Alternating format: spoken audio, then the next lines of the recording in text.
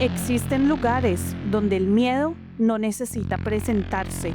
Basta con cruzar un viejo portón de madera, contemplar una hacienda abandonada o escuchar el silencio que cae sobre los campos cuando desaparece la última luz del día para comprender que hay algo que no encaja.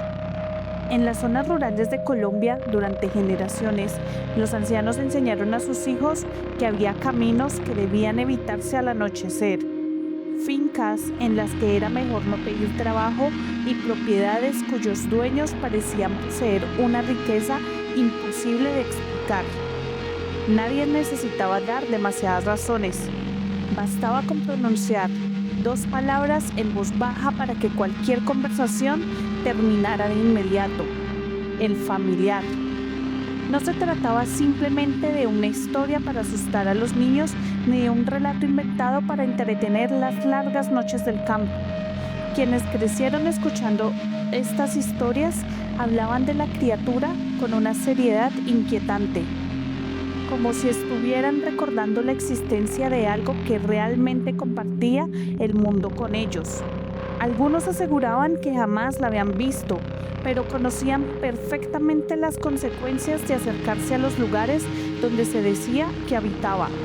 Otros afirmaban haber escuchado sus pasos en medio de la oscuridad, haber visto enormes ojos brillando entre los cafetales o haber encontrado animales muertos sin una explicación aparente.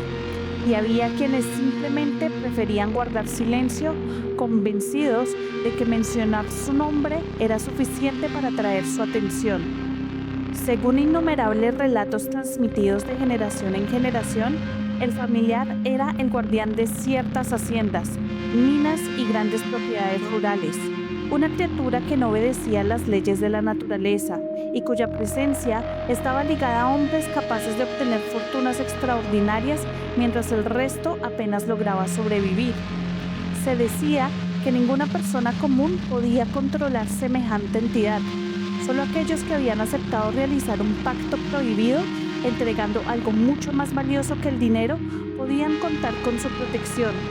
A cambio, la criatura defendía las tierras de su dueño, alejaba a los ladrones, castigaba a quienes se atrevían a desafiar la autoridad del hacendado y, según los relatos más perturbadores, exigía periódicamente un precio que debía ser pagado con sangre. Lo más desconcertante es que esta historia no quedó confinada a un único pueblo ni a una sola región del país. Desde los valles del Cauca hasta las montañas andinas, pasando por antiguas zonas mineras y extensas regiones ganaderas, comenzaron a aparecer relatos sorprendentemente parecidos. Comunidades separadas por cientos de kilómetros describían una criatura asociada a grandes haciendas, riquezas inexplicables y desapariciones envueltas en un silencio absoluto. Cambiaban algunos detalles de su apariencia, variaban ciertos nombres y costumbres, pero el núcleo de la historia permanecía intacto, como si todos estuvieran hablando de la misma presencia. Con el paso de los años, antropólogos, historiadores e investigadores del folclore recopilaron numerosos relatos sobre el familiar, intentando comprender cómo una creencia tan compleja logró mantenerse viva durante tanto tiempo.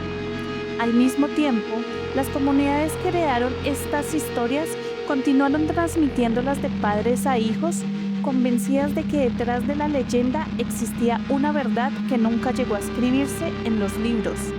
Mientras algunos buscaron explicaciones históricas, sociales o religiosas, otros jamás dejaron de creer que en ciertos rincones de Colombia todavía existen lugares donde algo continúa vigilando entre la oscuridad. Pero si el familiar realmente existía, surge una pregunta inevitable.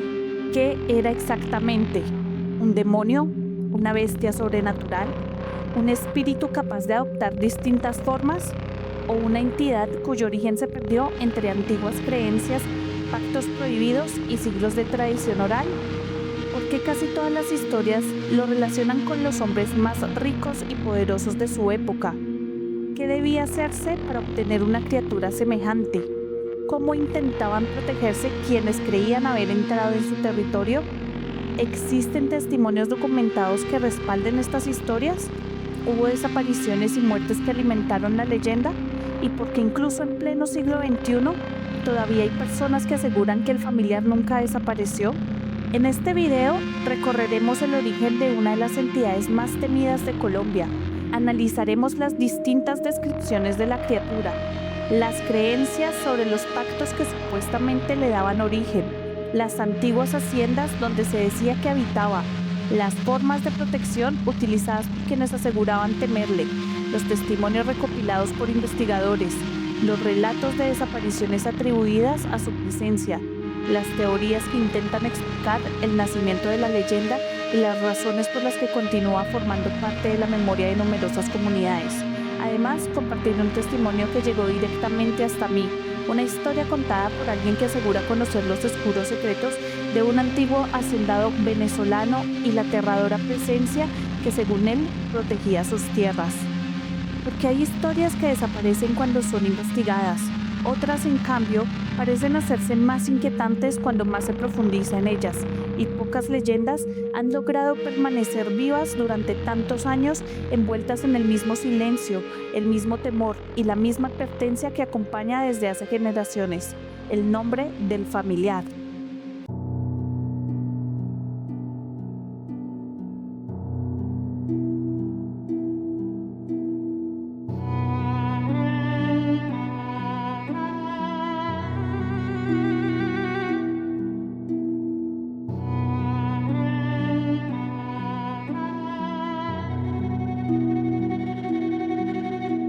Intentar describir al familiar es enfrentarse a una de las mayores dificultades de toda esta investigación. A diferencia de otras entidades del folclore colombiano, cuya apariencia permanece relativamente constante sin importar la región donde se mencione, el familiar parece escapar a cualquier intento de ser definido por una sola forma. No existe un retrato único, ni una descripción universal, ni un consenso absoluto sobre cómo lucía. Y paradójicamente, esa falta de uniformidad es precisamente uno de los aspectos que más inquieta a quienes han estudiado esta leyenda durante décadas. Porque si cientos de personas afirman haber visto a la misma criatura, pero cada una la describe de una manera distinta, solo parecen existir dos posibilidades: o todas las historias nacieron de la imaginación colectiva, o aquello que llamaban el familiar nunca tuvo una única apariencia. En prácticamente todas las regiones donde esta entidad fue mencionada, existe un elemento que permanece constante. Nadie la describía como un animal común, aunque pudiera adoptar la forma de un perro, de un toro, de una serpiente o incluso de una bestia difícil de identificar. Quienes afirman haber estado frente a ella insistían en que había algo profundamente antinatural en su presencia. No era únicamente su tamaño, ni el brillo imposible de sus ojos, ni la sensación de peligro que provocaba. Era la certeza, difícil de explicar con palabras, de que aquello que tenían delante no pertenecía al mundo conocido. La descripción más repetida en Colombia habla de un enorme perro negro, pero llamarlo perro resulta casi una simplificación. Los relatos hablan de un animal cuya altura podía alcanzar el pecho de un hombre adulto, con un cuerpo exageradamente musculoso, cubierto por un pelaje tan oscuro que parecía absorber la poca luz de la noche. Algunos aseguraban que, incluso bajo la luna llena, su cuerpo no reflejaba ningún brillo, convirtiéndose en una silueta casi imposible de distinguir hasta que ya era demasiado tarde. Solo sus ojos rompían aquella oscuridad absoluta. Eran descritos como dos brasas encendidas, inmóviles, observando desde la distancia con una inteligencia que muchos consideraban imposible en cualquier animal. Decía que no ladraba como un perro normal. Su voz era más grave, más profunda, un sonido que algunos comparaban con el rugido lejano de una tormenta, mientras otros aseguraban que se parecía al gruñido de una fiera gigantesca escondida entre los árboles. Había quienes afirmaban que ese sonido podía escucharse a varios kilómetros de distancia durante las madrugadas, obligando a los animales de las haciendas a guardar un silencio absoluto. Caballos nerviosos, vacas que se negaban a salir de los establos, perros que dejaban de ladrar de un momento a otro y gallinas inquietas antes del amanecer eran interpretados por muchos campesinos como señales de que el familiar estaba recorriendo los límites de la propiedad. Sin embargo, en otras regiones, la criatura adquiría una forma completamente distinta. Allí no era un perro, sino un inmenso toro negro cuya sola presencia imponía un terror difícil de describir. No se trataba del aspecto de un toro de gran tamaño, sino de una criatura desproporcionada, con una musculatura imposible, un cuello grueso como el tronco de un árbol y unos cuernos que, según algunos relatos, parecían demasiado largos para pertenecer a cualquier animal conocido. Varias versiones aseguran que sus pezuñas no producían el sonido habitual al caminar sobre la tierra. En lugar del golpe seco del casco contra el suelo, algunos decían escuchar un ruido metálico, como si enormes cadenas fueran arrastradas lentamente detrás de él, aun cuando nunca lograban ver ninguna. Existen también relatos que describen al familiar como una enorme serpiente negra, no una boa ni una anaconda, sino una criatura de dimensiones imposibles, capaz de deslizarse silenciosamente por acequias, cañaduzales o ríos cercanos a las haciendas sin dejar prácticamente ningún rastro.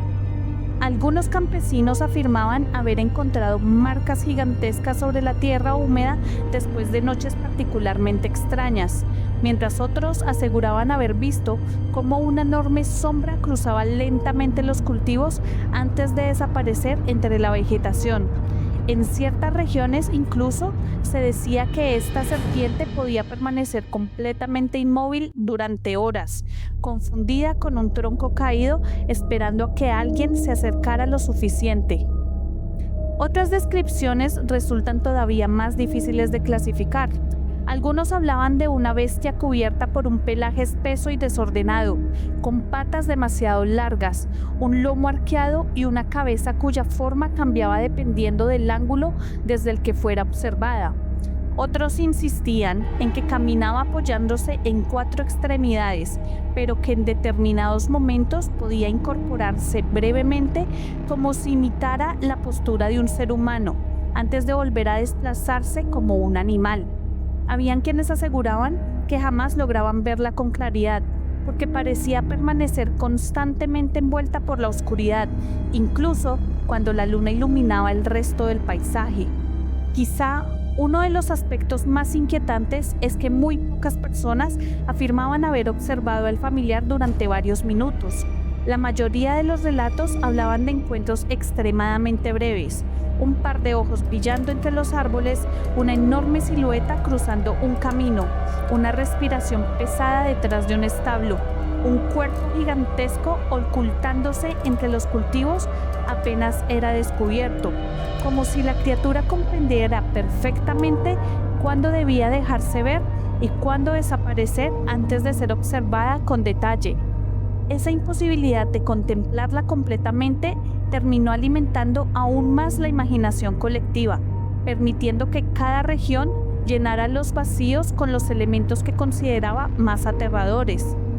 Pero existía una característica que aparece una y otra vez en casi todos los relatos, independientemente de la forma que adoptara: los ojos, rojos para unos, amarillos intensos para otros, blancos como brasas recién encendidas según algunas versiones.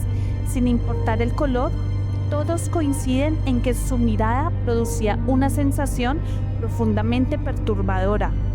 Numerosos relatos afirman que quienes cruzaban la mirada con la criatura experimentaban un miedo tan intenso que eran incapaces de moverse o incluso de gritar. Algunos aseguraban haber sentido un frío repentino recorriendo todo el cuerpo. Otros hablaban de una presión insoportable en el pecho, como si el simple hecho de ser observado por aquella entidad bastara para comprender que se encontraban frente a algo completamente ajeno al mundo de los vivos. Tampoco existía consenso sobre la manera en que aparecía. Algunas historias sostienen que surgía de entre la niebla que cubría los campos durante la madrugada. Otros afirman que parecía materializarse directamente desde las sombras proyectadas por los árboles más antiguos de la hacienda. Hay relatos donde la criatura simplemente estaba allí, inmóvil, observando en absoluto silencio, sin que nadie pudiera explicar cómo había llegado hasta ese lugar. Y quizá lo más perturbador de todo es que numerosos testigos insistían en no haber escuchado jamás sus pasos, una criatura enorme con el peso suficiente para derribar a un hombre o incluso a un caballo, desplazándose por caminos de tierra seca sin producir el más mínimo sonido. Los trabajadores rurales solían decir que era posible percibir su presencia incluso antes de verla. El ambiente cambiaba de manera repentina, el viento desaparecía por completo, los insectos dejaban de cantar, los perros se escondían debajo de las viviendas o comenzaban a gemir mirando hacia la oscuridad. El ganado se inquietaba sin motivo aparente y quienes habían pasado toda su vida trabajando en el campo aprendían a reconocer aquella sensación inexplicable de que algo los observaba desde algún lugar cercano. Muchos afirmaban que este silencio era mucho más aterrador que cualquier rugido, porque significaba que el familiar ya estaba allí. Otro aspecto que alimentó el misterio era la aparente inteligencia de la criatura. En ninguna versión se comporta como un animal salvaje que ataca por instinto o por hambre. Por el contrario, parecía actuar siguiendo un propósito muy específico. Vigilaba caminos, protegía límites, patrullaba los alrededores de determinadas propiedades y aparecía casi exclusivamente cuando alguien intentaba entrar donde no debía. Según numerosos relatos, podía permanecer semanas sin ser visto y manifestarse únicamente cuando un desconocido cruzaba ciertos terrenos durante la noche. Esa conducta llevó a muchos a creer que no se trataba de una bestia cualquiera, sino de un guardián consciente de aquello que debía proteger. Precisamente por esa razón, muchos investigadores del folclore señalan que el familiar nunca fue entendido por las comunidades como un simple monstruo.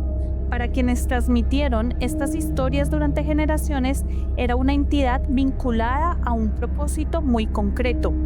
No deambulaba por los bosques atacando al azar, ni buscaba sembrar el caos indiscriminadamente. Su presencia parecía estar ligada a un dueño, a un territorio y a un pacto. Era un guardián, un custodio, una criatura cuya existencia tenía un objetivo definido y que, según innumerables relatos, permanecía vigilando las propiedades de aquellos hombres que, por razones que exploraremos más adelante, estaban dispuestos a pagar cualquier precio con tal de conservar su riqueza y su poder. Y es precisamente esa última característica la que convierte al familiar en una de las entidades más inquietantes de todo el folclore colombiano, porque según las historias, el verdadero peligro nunca era encontrarse con la criatura. El verdadero peligro era preguntarse por qué estaba allí y quién era la persona que la había llamado para custodiar aquellas tierras. Toda criatura tiene un origen. Algunas nacen en la imaginación de un pueblo, otras surgen para explicar aquello que la ciencia de su época no podía comprender, y unas pocas parecen construirse lentamente a partir de siglos de creencias que terminan mezclándose hasta formar algo completamente nuevo. El familiar pertenece a este último grupo. Su historia no comienza en una única hacienda colombiana, ni en un solo pueblo perdido entre las montañas, ni siquiera en un momento específico de nuestra historia. Para comprender por qué tantas personas llegaron a creer en su existencia, es necesario retroceder varios siglos, hasta una época en la que América y Europa comenzaron a entrelazar sus creencias, sus miedos y sus formas de entender lo sobrenatural. Mucho antes de la llegada de los españoles, los pueblos indígenas que habitaban el territorio que hoy conocemos como Colombia ya concebían el mundo como un lugar compartido entre los seres humanos y numerosas entidades invisibles. Para muchas comunidades, los bosques, las montañas, las cuevas, los ríos y los grandes árboles no eran simples elementos del paisaje, sino espacios habitados por espíritus capaces de proteger, castigar o alterar el destino de quienes invadieran sus dominios. La naturaleza no era considerada un escenario inerte, sino un organismo vivo donde todo poseía un equilibrio espiritual que debía ser respetado. Entre diversos pueblos indígenas existían relatos sobre guardianes invisibles que protegían determinados lugares considerados sagrados. Algunas montañas no podían ser escaladas sin realizar ciertos rituales. Habían lagunas donde estaba prohibido pescar porque se creía que pertenecían a entidades espirituales. Determinados bosques eran evitados durante la noche porque se decía que sus habitantes no eran completamente humanos. Estas creencias no describían exactamente al familiar, pero sí establecieron una idea que permanecería durante siglos: la existencia de seres sobrenaturales encargados de custodiar territorios específicos.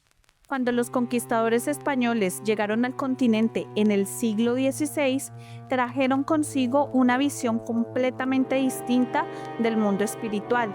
La Europa medieval estaba profundamente marcada por la demonología cristiana. Durante siglos se había extendido la creencia de que el diablo intervenía activamente en la vida cotidiana de las personas, tentando a los hombres con riquezas, poder y conocimiento a cambio de su alma. Los tratados religiosos hablaban de pactos demoníacos, apariciones infernales, brujería, posesiones y criaturas enviadas para cumplir la voluntad del maligno. Para la mentalidad de la época, la frontera entre lo visible y lo invisible era mucho más delgada de lo que hoy podríamos imaginar. La Iglesia Católica desempeñó un papel fundamental en la difusión de estas ideas. Sacerdotes, misioneros y autoridades religiosas recorrieron los nuevos territorios intentando reemplazar las antiguas creencias indígenas por la doctrina cristiana. Sin embargo, el resultado estuvo muy lejos de ser una sustitución completa. En lugar de desaparecer, muchas tradiciones comenzaron a mezclarse. Espíritus protectores indígenas pasaron a ser interpretados como demonios por los evangelizadores. Lugares considerados sagrados fueron asociados con fuerzas malignas. Antiguos rituales terminaron siendo vistos como prácticas de brujería. Poco a poco comenzó a surgir un complejo sincretismo religioso en el que elementos europeos e indígenas coexistían dentro de las mismas historias. A este proceso se sumó la influencia de las comunidades africanas traídas al continente durante la época colonial. Junto con ellas llegaron nuevas formas de comprender el mundo espiritual, donde también existían entidades protectoras, espíritus guardianes, fuerzas invisibles capaces de intervenir en la vida de las personas y prácticas rituales destinadas a establecer contacto con este otro mundo. Aunque las tradiciones variaban enormemente según el lugar de origen de cada comunidad, su presencia enriqueció aún más el universo de creencias que comenzaba a desarrollarse en los territorios coloniales. El resultado fue un escenario donde tres grandes tradiciones espirituales, la indígena, la europea y la africana, empezaron a influirse mutuamente durante generaciones. Fue precisamente en ese contexto donde comenzó a tomar forma la figura del familiar. Ya no se hablaba únicamente de un espíritu protector del territorio, como ocurría en muchas creencias indígenas, ni exclusivamente de un demonio europeo dedicado a atentar a los hombres. Ambas ideas parecían haberse fusionado. La criatura pasó a concebirse como un ser sobrenatural ligado al diablo, pero cuya función consistía en custodiar un espacio determinado, proteger las riquezas de un propietario específico y actuar únicamente dentro de los límites de aquellas tierras. Con el paso del tiempo, esta nueva creencia encontró un terreno particularmente fértil en las grandes haciendas coloniales. Durante los siglos XVII, XVIII y XIX, comenzaron a consolidarse enormes propiedades rurales administradas por familias con un poder económico extraordinario. Muchas de ellas controlaban extensas plantaciones, explotaciones mineras o grandes hatos ganaderos, concentrando una riqueza difícil de imaginar para la mayoría de la población campesina. Esa enorme diferencia económica alimentó toda clase de rumores. ¿Cómo era posible que algunos hombres acumularan semejantes fortunas mientras el resto vivía en condiciones de extrema pobreza? Para muchas comunidades, la explicación no podía encontrarse únicamente en el trabajo o en la administración de las tierras. Debía existir algo más. Así comenzaron a circular historias sobre hacendados que jamás parecían sufrir pérdidas económicas, cosechas que sobrevivían a sequías devastadoras mientras las propiedades vecinas eran arrasadas, minas que continuaban produciendo riquezas durante décadas, ganados que nadie se atrevía a robar, ladrones que desaparecían sin dejar rastro después de intentar entrar en determinadas fincas. Poco a poco, estas coincidencias fueron construyendo una narrativa común. Aquellos hombres no protegían sus propiedades únicamente con trabajadores armados. Habían obtenido la ayuda de una fuerza mucho más poderosa.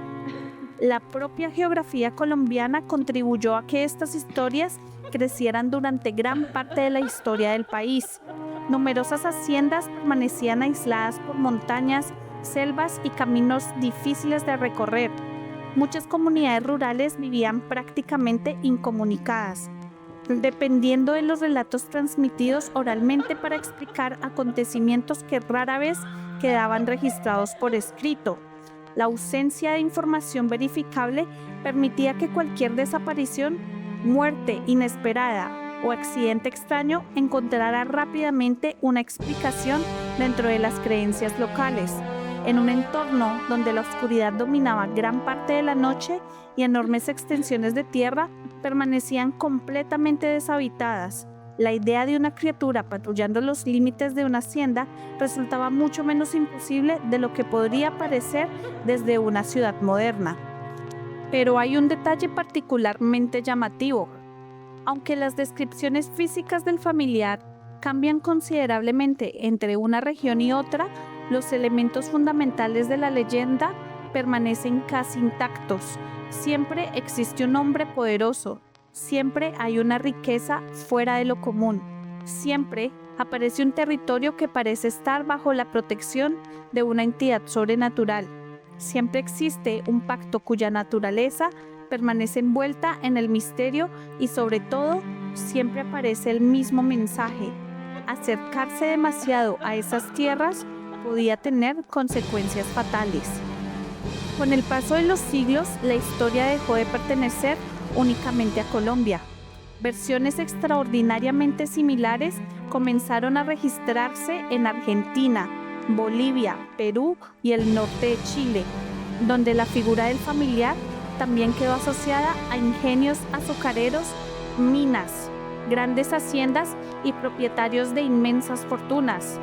Cada país incorporó elementos propios de su cultura y de su historia, pero la estructura esencial permaneció sorprendentemente estable, como si todas aquellas narraciones descendieran de una misma raíz común que había evolucionado de manera distinta según la región. Esto plantea una pregunta fascinante.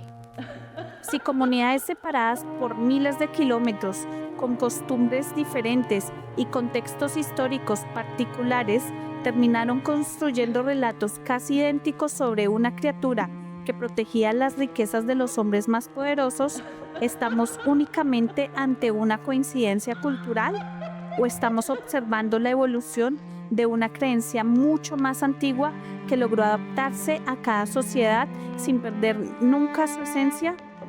Responder esa pregunta nos lleva al aspecto más oscuro de toda la leyenda, que según la tradición oral, el familiar no aparecía por sí solo, no nacía en los bosques, ni surgía espontáneamente entre las montañas.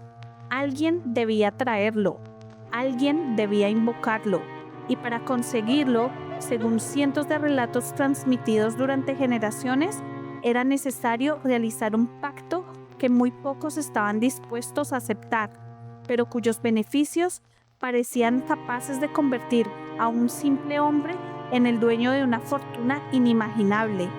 Ese supuesto acuerdo con las fuerzas del mal es precisamente el corazón de la leyenda y el tema que exploraremos a continuación. Si hay una parte de la leyenda del familiar que realmente hacía temblar a la gente del campo, no era la descripción de la criatura, no eran sus ojos rojos, ni sus apariciones nocturnas, ni los relatos de animales encontrados muertos al amanecer. Lo verdaderamente aterrador era la pregunta que todos evitaban hacer en voz alta: ¿cómo llegaba esa entidad a una hacienda? Porque según la creencia popular, el familiar no aparecía por accidente, no nacía de los bosques ni surgía espontáneamente entre las montañas. Alguien debía llamarlo. Durante generaciones se repitió la misma idea en distintas regiones de Colombia. Los hombres más ricos, los hacendados más poderosos, aquellos cuyas fortunas parecían crecer incluso cuando todos los demás perdían sus cosechas, habían hecho un trato prohibido, un pacto del que nadie hablaba abiertamente, pero cuya existencia parecía explicarlo todo. Y lo inquietante es que muchas comunidades no lo contaban como una simple superstición, lo decían con la misma naturalidad con la que se habla de una deuda, de una herencia o de un negocio familiar. Ese hombre tiene familiar, murmuraban algunos al pasar frente a ciertas propiedades y después guardaban silencio. La tradición oral describe ese pacto como algo mucho más oscuro que una ceremonia aislada. Según numerosos relatos, el proceso comenzaba con un deseo desmedido de riqueza, poder o protección.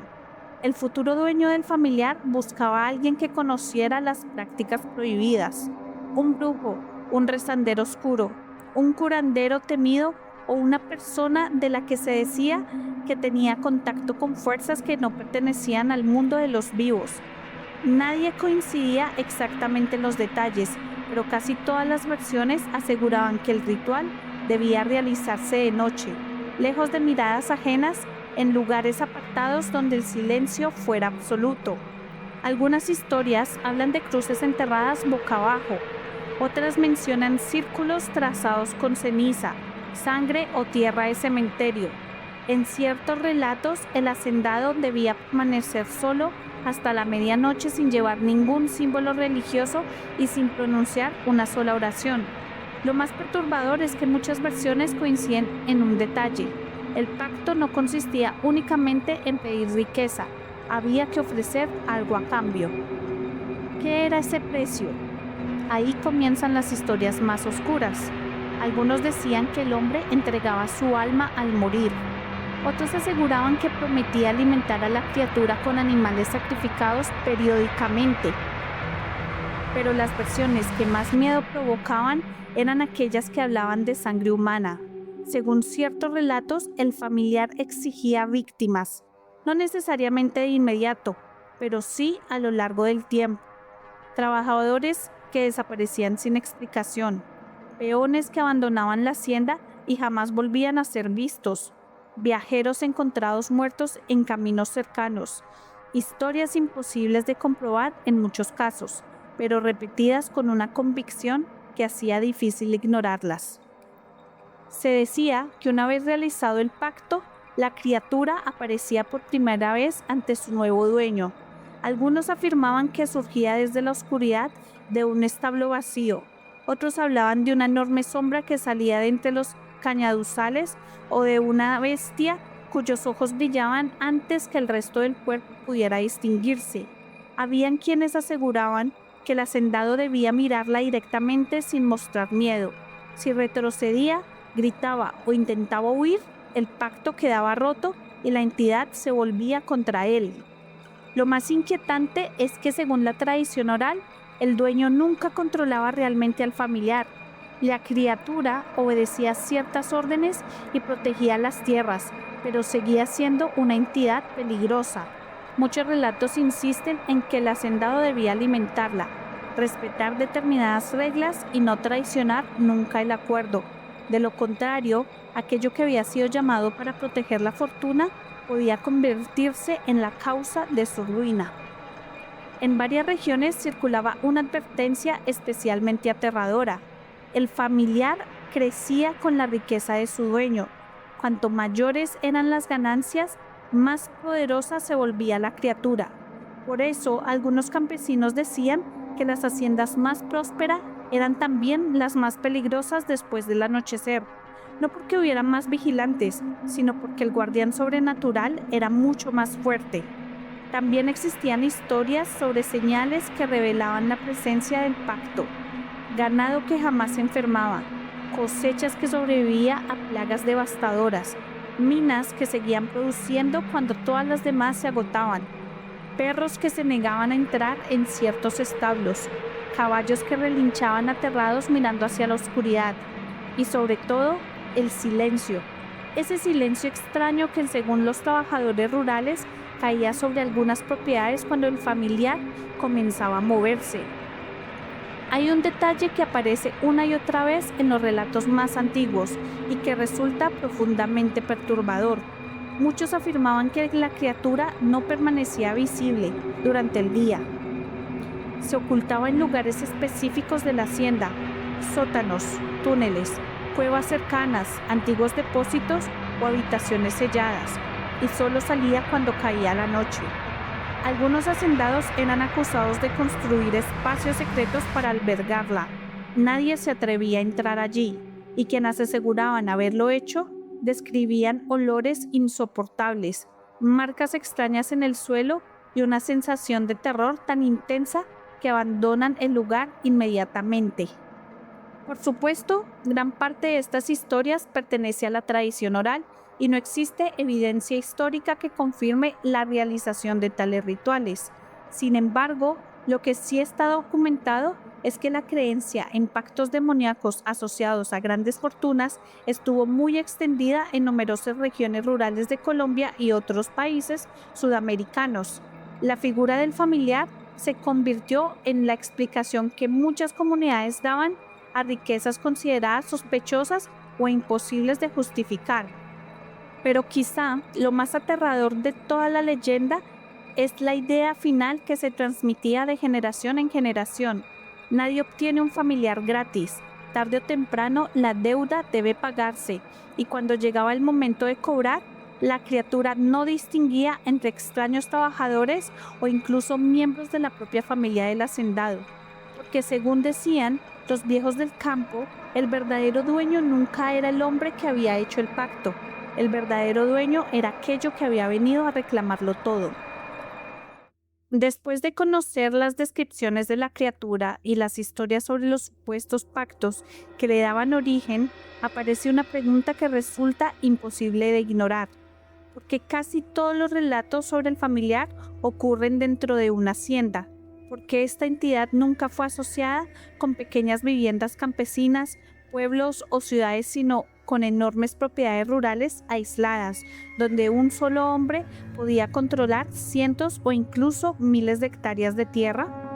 La respuesta comienza mucho antes de la aparición de la leyenda. Durante buena parte de la historia de Colombia, las grandes haciendas representaban mucho más que simples unidades de producción agrícola o ganadera. Eran pequeños mundos aislados. Algunos estaban tan alejadas de los principales centros urbanos que sus habitantes podían pasar semanas sin recibir la visita de personas ajenas a la propiedad. Los caminos eran estrechos, atravesaban montañas, bosques y ríos, y cuando caía la noche, la oscuridad era absoluta. No existían postes de luz, vehículos transitando constantemente, ni vecinos a pocos metros de distancia. Si alguien gritaba pidiendo ayuda en medio de aquellos terrenos, era muy probable que nadie lo escuchara. Ese aislamiento convirtió a las haciendas en lugares perfectos para que el misterio creciera. Los trabajadores vivían bajo la autoridad absoluta del hacendado. Muchos nacían, trabajaban y morían en la misma propiedad, dependiendo completamente de su patrón para obtener alimento, vivienda y sustento. En este ambiente, cualquier rumor podía extenderse con enorme rapidez, especialmente cuando estaba relacionado con hechos que nadie se atrevía a investigar demasiado. Las historias sobre el familiar casi siempre comienzan de la misma manera. Existe una hacienda próspera, mucho más rica que las propiedades vecinas. Su dueño parece acumular fortuna incluso durante las peores épocas, mientras otros pierden sus cosechas por enfermedades, sequías o plagas. Aquella propiedad continuaba produciendo como si nada ocurriera. El ganado nunca desaparece. Los robos son prácticamente inexistentes. Los intrusos dejan de acercarse después de la puesta del sol, y cuando alguien pregunta cuál es el secreto de semejante prosperidad, las respuestas nunca hablan únicamente de trabajo o buena administración.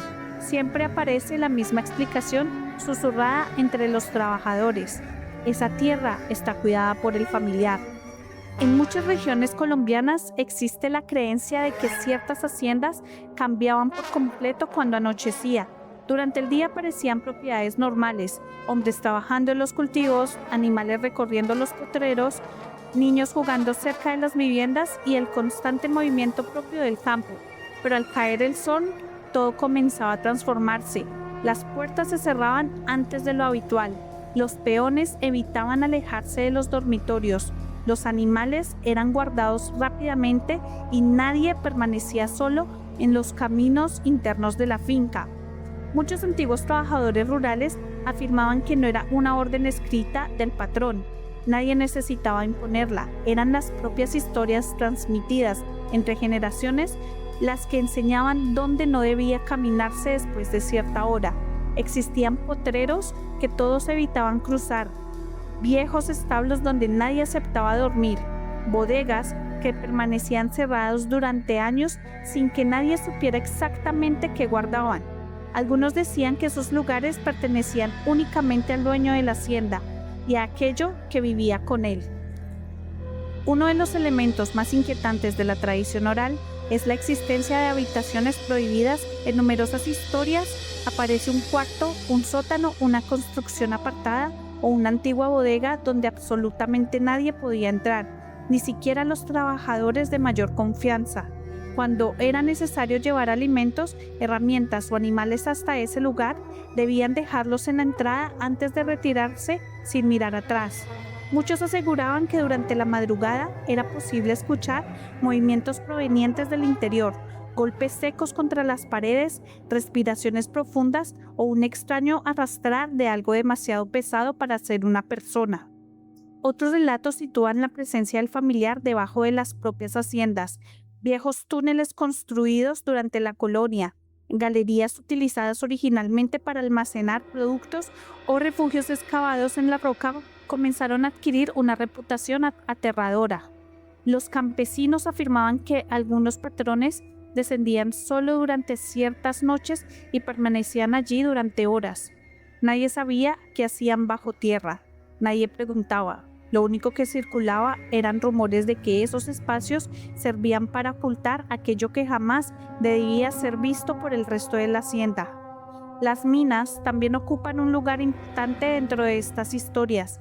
En distintas regiones del país, especialmente donde existió explotación minera durante siglos, comenzaron a circular relatos sorprendentemente parecidos.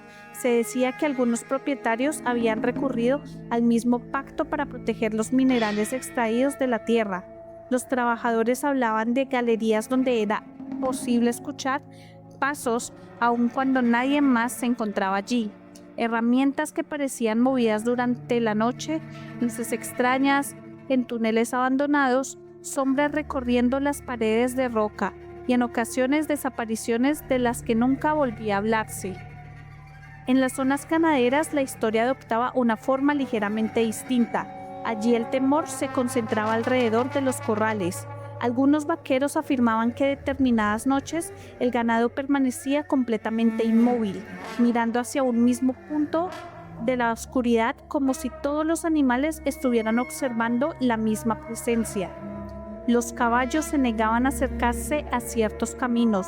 Los perros, normalmente utilizados para proteger la propiedad, comenzaban a esconderse debajo de las viviendas o permanecían temblando hasta el amanecer. Para muchos campesinos, el comportamiento de los animales era una de las señales más claras de que el familiar estaba patrullando los límites de la hacienda. Pero quizá el elemento que más se repite en casi todas las regiones es el silencio.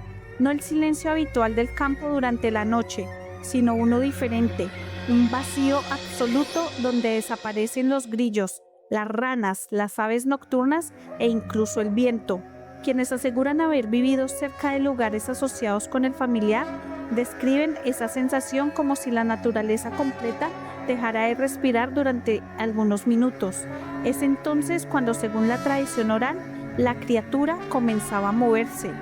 Muchos relatos describen encuentros indirectos, personas que jamás vieron a la entidad, pero encontraron enormes huellas alrededor de los corrales al amanecer.